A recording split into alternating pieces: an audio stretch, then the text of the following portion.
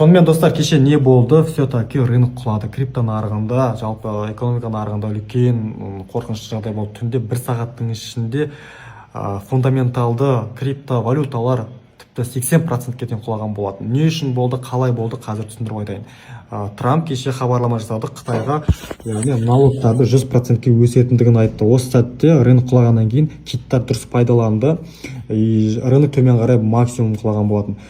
Қараңыздар, мына жерде акциялар 1,6 триллион доллар жоғалтқан. Криптовалюта нарығы 19 миллиард доллар жоғалтты.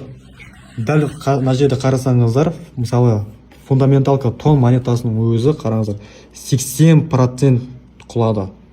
80%. Барлық фундаменталкалардың барлығында сондай оқиға болды.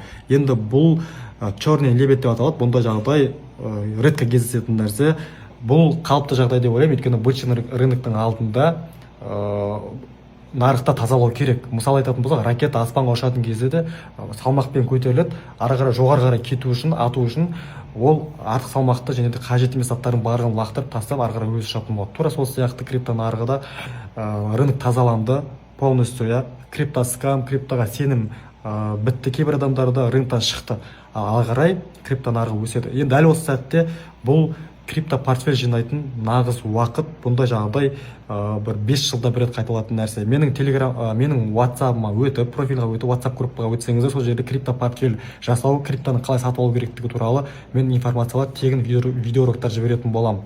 Профильға өт, тәтті біз криптолар жинап, капиталды өсіретін боламыз.